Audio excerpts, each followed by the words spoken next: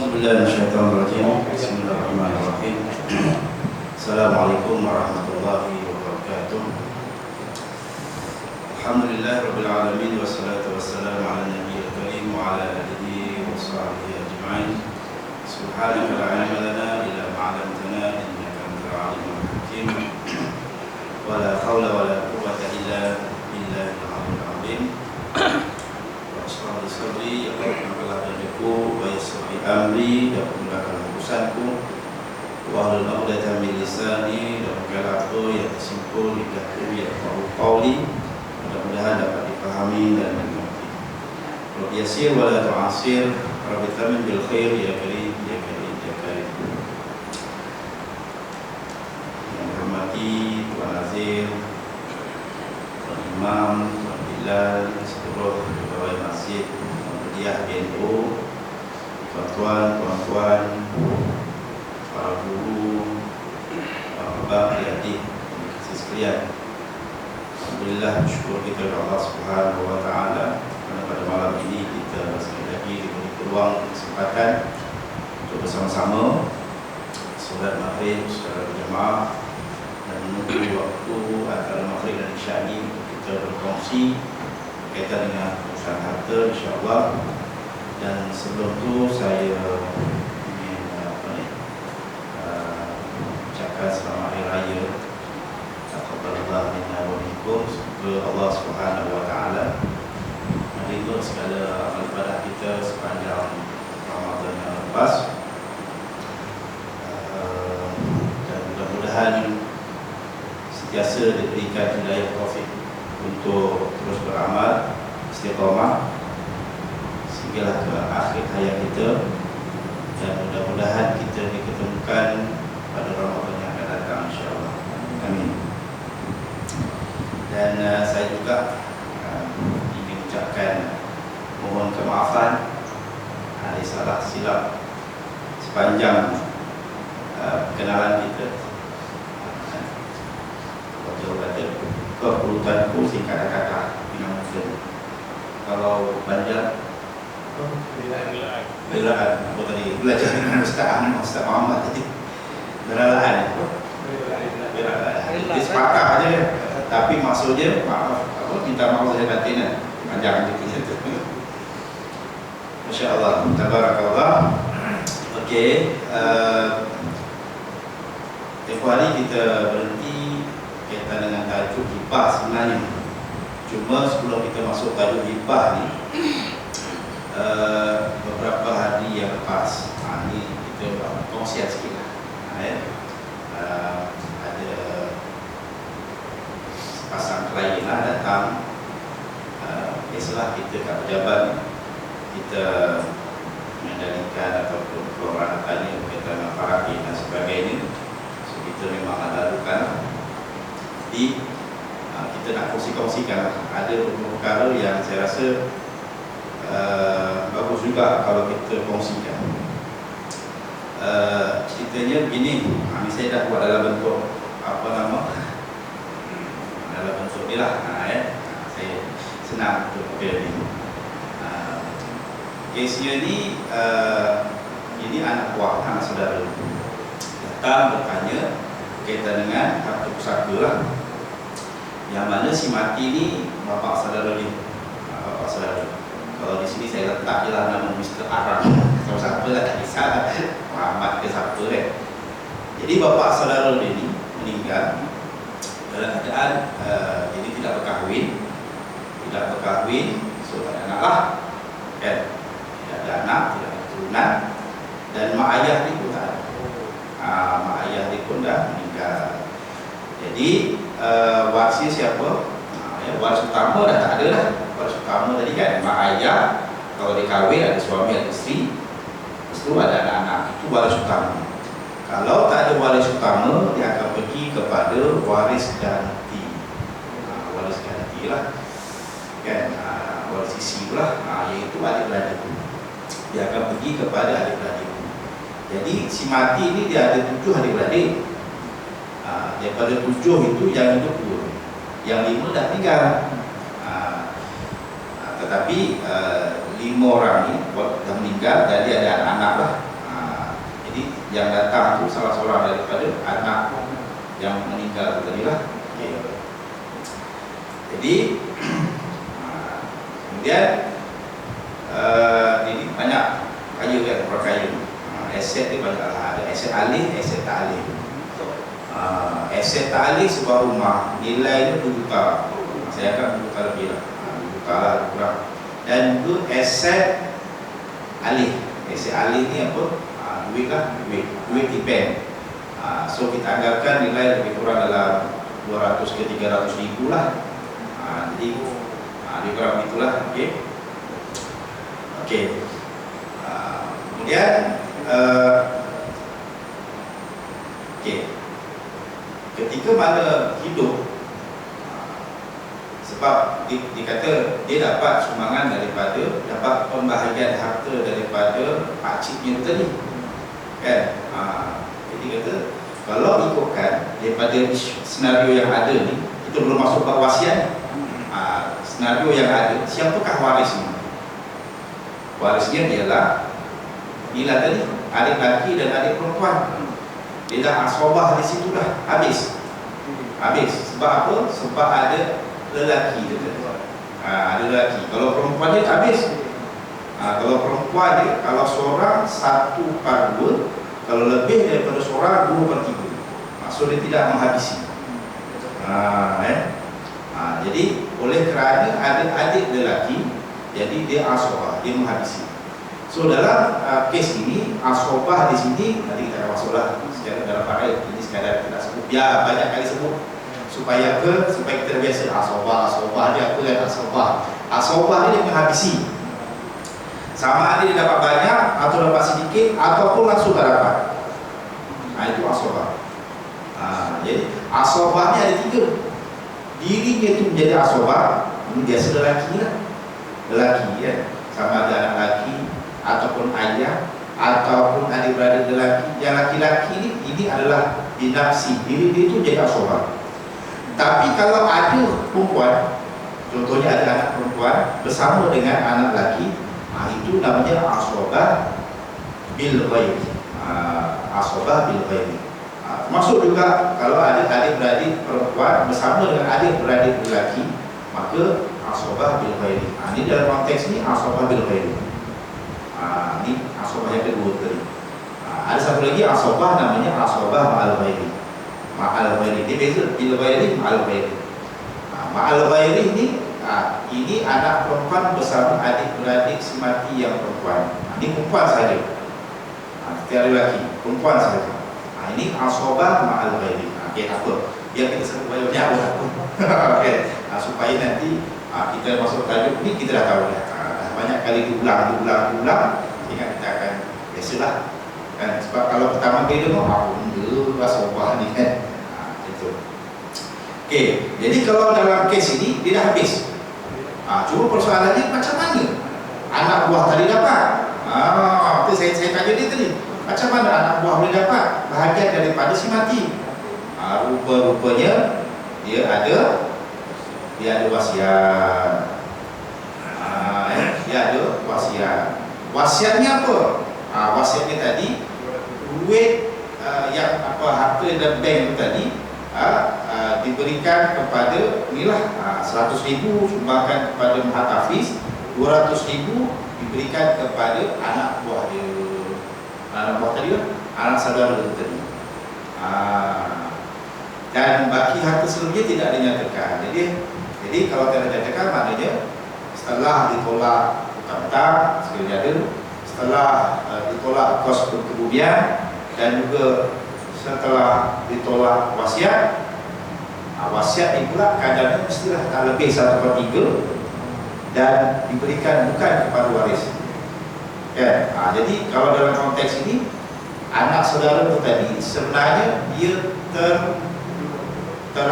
terhijab ataupun terlindung oleh pakciknya yang lelaki itu tadi. Kalau itu kan memang dia tak dapat lah. Cuma datang kok lah dia dapat. Dia dah dapat dah. Dia bertanya tu kok lah dapat faraidnya sebenarnya. Kok lah ada bahagian faraid. Kalau itu bukan faraid dia memang tak dapat tuan. Betul tak? Dah tertutup, dah terdinding lah. Dengan pakcik tadi, oh ya ke, baru dia tahu. Sebab apa? Sebab dia dah dapat dah. Dah dapat, ingat boleh dapat lebih lagi. Sebab hartanya banyak, 2 juta. Okay. Kalau 2 juta tu, kalau ya, apa tanya? Tak ada, nak tanya yang adik lelaki dia tu macam mana cerita dia? Adik lelaki? Tak dapat juga. Adik lelaki, itu loh. Dia akan dapat ni. Baki selebihnya itu adalah faraid. Jadi berapa dia dapat? Dia dapat bahagian dia 2 nisbah 1 daripada harta yang ditinggalkan. Jadi cara kiranya macam mana? 200 tadi 2.3 juta tadi kan, 300,000 untuk dah bayarlah untuk ni wasiat tadi kan, yang ni 100,000 kepada mak hafiz, 200,000 diberikan kepada anak saudara itu tadi. Jadi ada baki 2 juta. 2 juta itu dibahagikanlah 3 bahagian. 3 bahagian. 2 bahagian dapat pada adik lelaki itu tadi, 1 bahagian dapat pada adik perempuan. Itu faraid lah. Itu yang tadi tu dia datang jabat tadi, kok boleh dapat lebih. Dalam faraid rupanya tak dapat. Sebab apa? Terdinding. Kalau nak pakcik dia nak bagi, itu pulang lah. Kalau pakciknya nak bagi, sebab nilai harta tadi 2 juta lebih kan. Gitu. Dan 300,000 ini kadarnya adakah lebih 1/3? 1/3. Tak sampai kan? Tak sampai. Jadi kalau tak sampai, maknanya benda ni wajib dilaksanakan lah. Kan? Maknanya kena selesaikan dahulu. Itu yang tadi adik-adik dia dapat. Kemudian timbul persoalan, Ustaz. Kata, ini jawapan dia lah. Ajalah saya letak sini. Ini jawapan dia. Adakah boleh hanya sebagai anak saudara menerima wasiat? Ada soalan sebagai jawapan. Tadi saja ada saya daripada persoalan tadi ada beberapa persoalan itu. Contoh bagi perumpamaan. Okay. Anak saudara ada 10. Okay. Kalau misal kata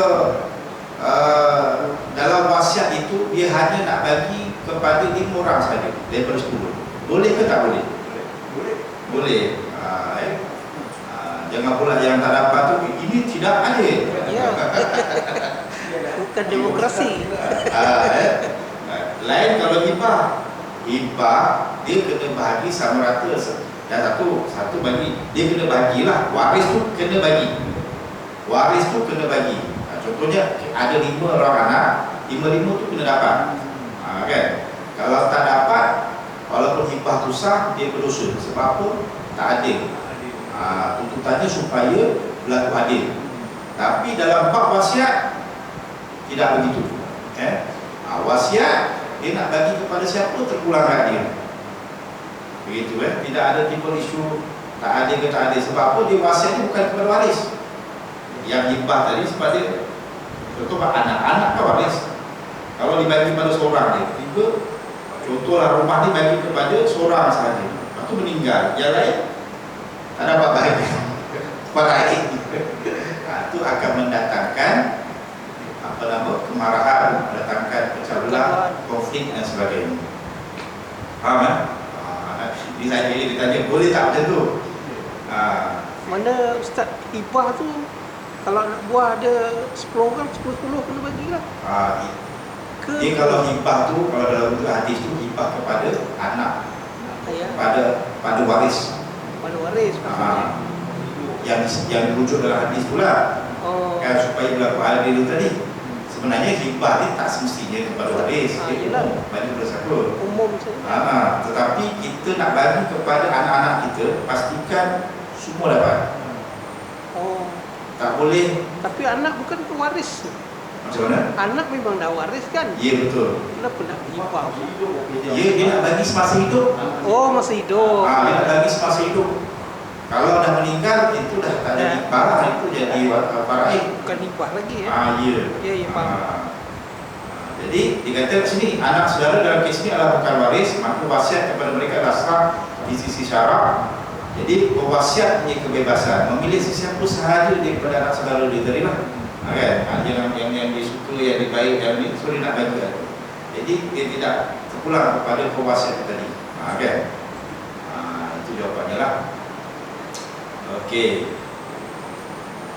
Kemudian soalan kedua, jika tidak dinyatakan kaedah pembahagian tadi tidak dinyatakan, nak bagi macam mana? Boleh ke guna kaedah nisbah 2:1? Kan? Macam tadi tidak bagi kepada anak buah, anak saudara dia semua dia nak bagi. Jadi boleh ke kan nak guna kaedah lelaki 2, perempuan? Boleh tapi tidak wajib. Jawapannya. Sebab apa? Wasiat yang tidak diperincikan perlu ditafsir berdasarkan pertama niat kepada pewasiat. Kita kena tengok dokumen wasiat itu tadi. Kan apa yang ditulis dalam dokumen wasiat itu tadi. Kan? Sebabnya timbul persoalan ini. Dia kata kalau semasa hidup biasanya lah si mati ni dia beri anak buah dia, anak saudara dia, dia guna kaedah faraid. Maknanya kalau lelaki tu dibagi dua bahagian, perempuan bagi 1. Kalau lelaki bagi RM20, kalau perempuan bagi RM10, contoh. Adakah boleh apabila tidak dinyatakan dalam wasiat itu tadi, ibu meninggal, adakah pembahagian itu menggunakan amalan dia semasa hidup? Itu soalan dia sebenarnya. Jadi kalau betul memang terbukti memang dia buat semasa hidupnya begitu, kan? So bolehlah, boleh, tak ada masalah. Tapi kalau tak ada bukti, kan? Kalau tidak ada bukti, maka tak bolehlah. Namun wasiat tidak terlalu berkorai jika tiada bukti amal tersebut lebih sesuai dibagi sama rata. Bagi sama rata lah. Kalau tak ada bukti, itu cuma kata dia kan. So kena ada persetujuan oleh waris yang ada tadi. Kan? Yang menerima tu tadi sebab dia tak sebutkan kan. Melainkan dalam dokumen tu dia dah sebut Ahmad dapat RM50,000, yang ni dapat berapa. So ikut apa yang ditulis dalam wasiat itu tadi. Okey.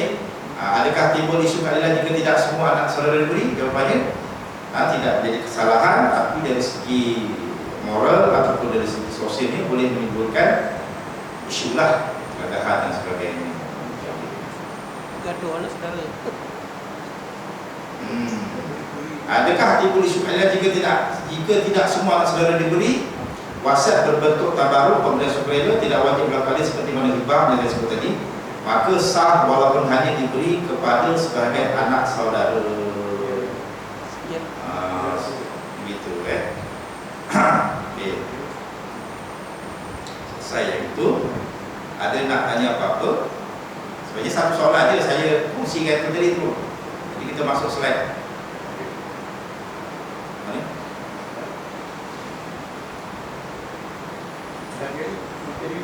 Nak tanya Ustaz? Ya, saya. Kalau kata arwah tu dia tak ada cakap nak bagi hibah ke apa kan. Tapi bila adik anak-anak ni dah jual harta tu, kemudian ada anak saudara tu ayah dia dah meninggal, dan dia adakah kita nak bagi bahagian ayah dia ataupun macam mana soalan tadi? Macam mana soalannya? Soalannya macam ni. Ayah dia, abang saya, macam abang saya meninggal, dan bila kita jual hartanah arwah ibu saya tu, dan adakah anak saudara tu, ada seorang je lah, dan dia perempuan, kita nak bagi hibah ke ataupun kita bagi bahagian arwah ayah dia, ataupun dia tak bercakap, dia tak beritahu apa semasa hidup. Tak beritahu. Tak beritahu apa. Kalau tak beritahu apa-apa, maknanya harta tadi tu adalah harta pusaka. Okey. Harta pusaka. Kalau dia ada bagi tahu sesuatu, so kena tengok ayatnya tu tadi. Kan? Contoh dia nak bagi kepada sebulan-sebulan. Kan? Kemudian dikaitkan dengan selepas saya tak ada nanti, contoh ayat tadi kan. Maka itu jadi wasiat. Dia bukan hibah.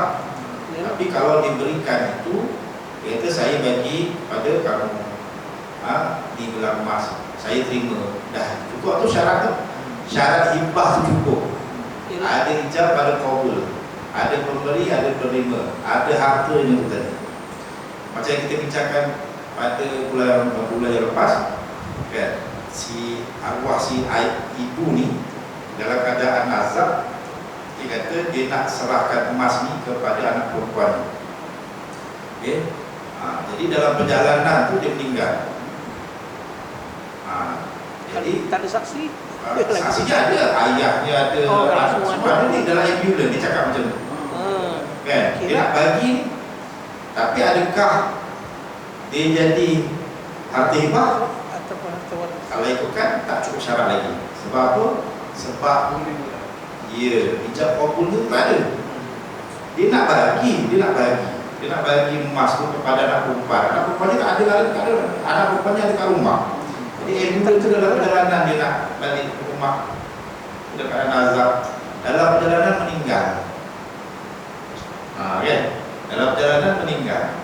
Jadi itu jadi hasrat dia untuk nak bagi emas itu kepada anak perempuan tadi. Tapi tak cukup syarat lagi. Kabulnya itu tak ada. Jadi dia hanya apabila begitu dia jatuh wasiat. Apabila wasiat ni pula kepada waris. Kan? Wasiat kepada waris sebenarnya problem. Ya tak sah, malaikat Syafi'i. Malaikat kalau waris yang lain semua setuju. Kalau ayahnya tadi tu setuju, suami kepada si mati tadi lah, dan juga waris-waris yang lain semua setuju, tak ada masalah, boleh lah. Boleh. Dalam bab faraid disebut sebagai takharush.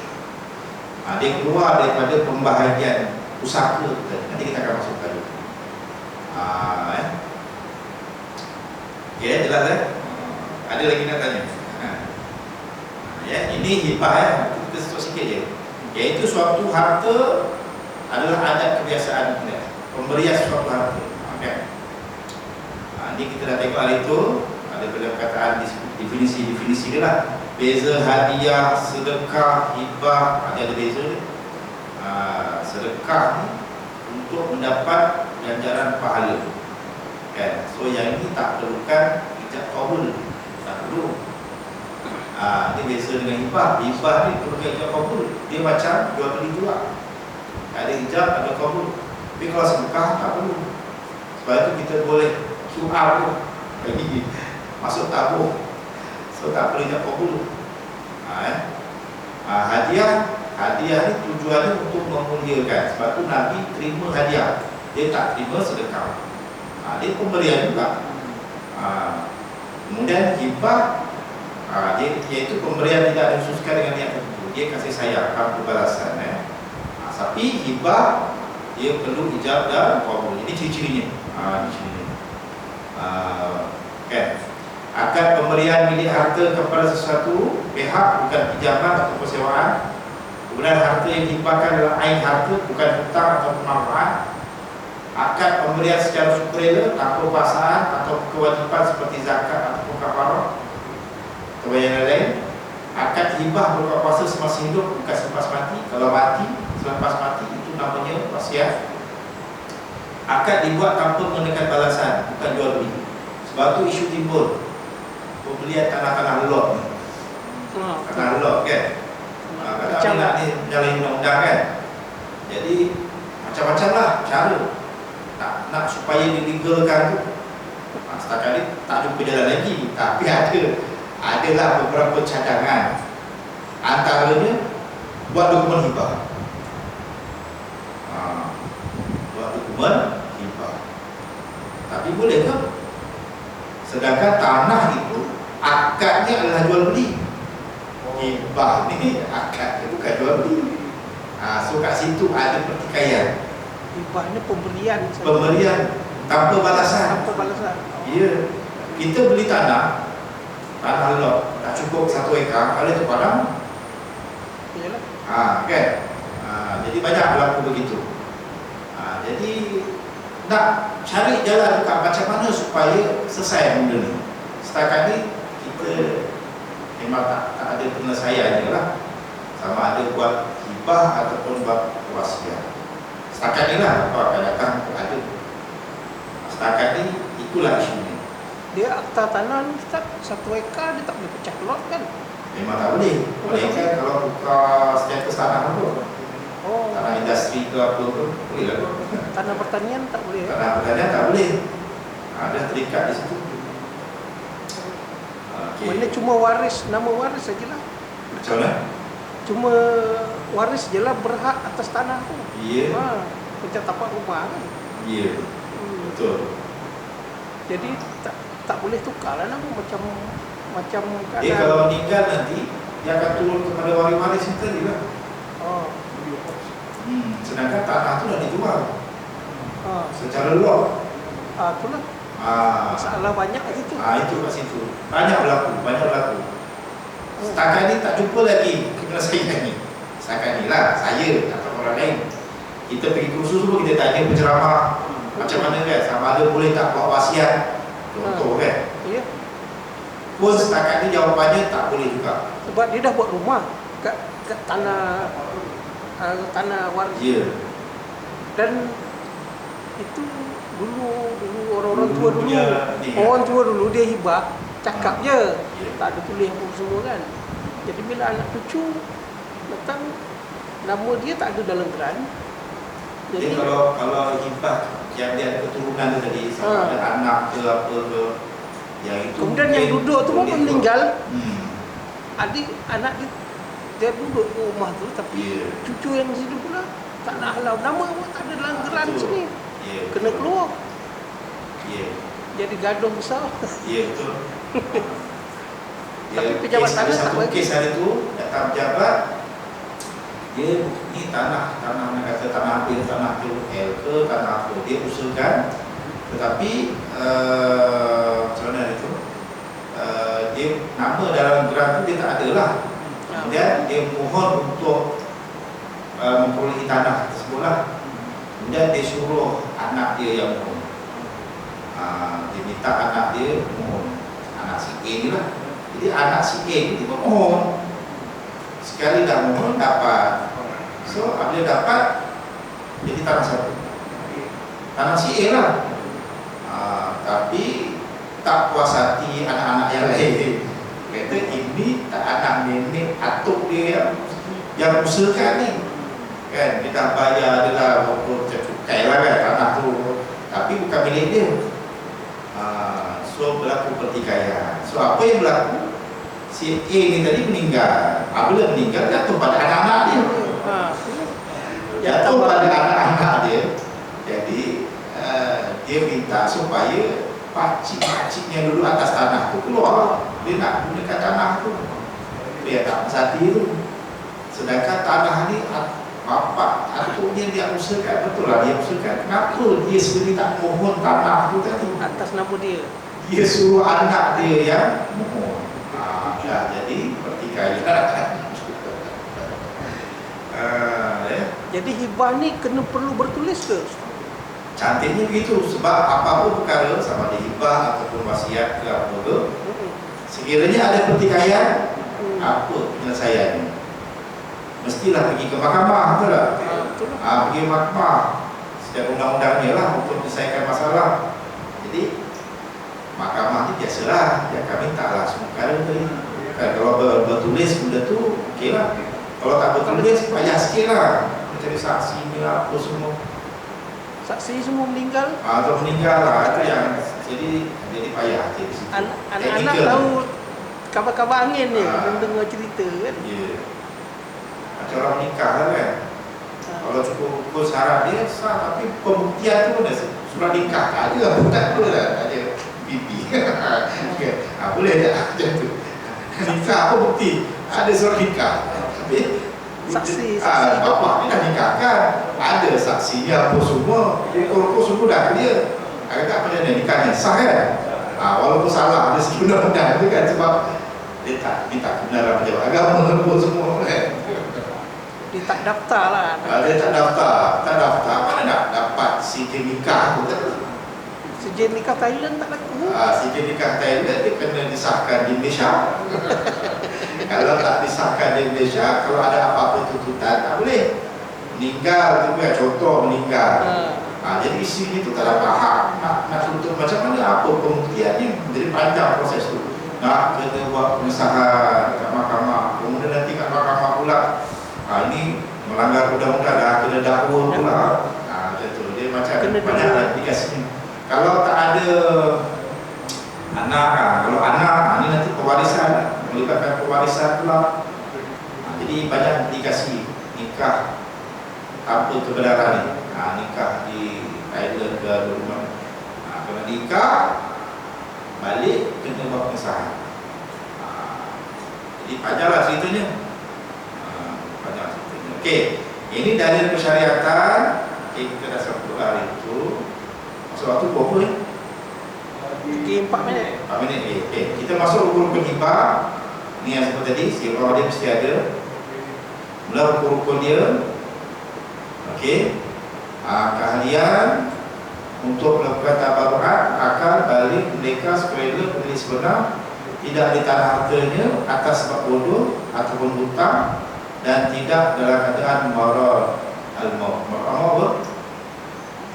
Pada keadaan amal meninggal. Sakit yang boleh menyebabkan kematian. Nazak lah. Dia dah sakit, kalau ikutkan dia punya peraturan undang-undang pula dalam masa tempoh setahun tu. Dia mungkin kanser tahap 4 contoh. Dia adalah definisi dia yang maral dalam masa tempoh setahun tu dia meninggal. Boleh dipertikaikan dari itu hibah tu dalam keadaan maral maut tu. So hukumnya jadi apa? Hukumnya akan jadi wasiat. Hibah tu tadi. Buka puasa hanya 1/3 sahaja. Oh, hibah. Jadi kita masuk balik. Kemudian menerima hibah. Yang menerima, yang tadi tu yang memberi, jadi yang menerima mestilah berkeahlian untuk memiliki dan menerima harta yang dihibahkan sama ada pada dirinya ataupun walinya. Wujud ketika hibah dilakukan. Jika penerima kanak-kanak atau orang tidak sempurna akal, hendaklah diwakili oleh walinya ataupun pemegang amanah. Pemegang amanah siapa? Kalau buat dengan Maiz lah pemegang amanah. Begitu. So adalah ijab qabul pemegang amanah yang akan bacalah dia punya ijab dan qabul tu. Kemudian rukun hibah, harta yang dihibahkan hartanya tu. Jadi wujud ketika akad dilakukan sebab apa? Maksudnya wujud ketika akad hibah dilakukan telah ditentukan dikira oleh syarak dimiliki oleh penghibah. Tujuannya apa? Untuk memastikan harta tadi bebas daripada orang dan juga ada dan obat. Obat yang pula. Obat ni maknanya dia memiliki harta tu tadi. Mesti dia ada harta tu. Kan? Orang ni apa? Orang ni ketidakpastian. Dia nak hibah tapi harta tu tak tahu kat mana. Apa tak boleh juga. Harta tu mesti ada lah. Supaya sebab dalam muamalah kita mesti tidak ada khusus gharar. Dalam jual beli itu tak boleh ada gharar. Jadi muamalah itu tidak sah. Dia lebih kurang macam jual beli juga lah. Tidak ada gharar. Cuma tambahan untuk hibah ni dia ada qobat. Ini satu lagi istilah ni, qobat. Maknanya dia menguasai barang tadi. Sama ada dia bayar cukai ke, ataupun dia ambil hasil ke. Kan? Panjang tu ceritanya tu. Dia ada kisah di zaman. Ya. Dah habis masa waktu kan. Jadi kita sambung lagi nanti. Bab hibah itu tak boleh kita apalah. Nanti kalau ada kita boleh ulang-ulang. Panjang hibah. Belum masuk lagi kita cerita bab para dan sebagainya. Jauh lagi InsyaAllah. Nanti kita akan masuklah bab para. Kita selesaikan dulu kita wasiat, hibah, artis pencarian, pasal wajibah, banyak tu. Berkaitan dengan itu dulu. Kemudian nanti kita baru masuk cerita bab para dan atau apa sajalah berkaitan dengan urusan harta ni. InsyaAllah. A'udzubillahi minasyaitonir rajim. Bismillahirrahmanirrahim. Alhamdulillahirabbil alamin wassalatu wassalamu ala nabiyil karim wa ala alihi wasallam. Allahumma shalli ala sayyidina Muhammad salatan tunjina biha min ahwal wal afat wa taqdirna biha min al-hajat wa tutahhirna biha min sayyi'at wa tarhamna biha min al-darajat wa tuballighuna sallallahu tasliman katsira wa rahmatullahi rahmin. Allahumma hakimna fid-din wa alimna bit-ta'wil. Allahumma hakimna fid-din wa al-ta'wil. Allahumma hakimna fid-din wa al-ta'wil. Rabbana atina fid dunya hasanah wa fil akhirati hasanah wa qina adzabannar. Wa qina adzabannar. Wa sallallahu alaihi wa sallam.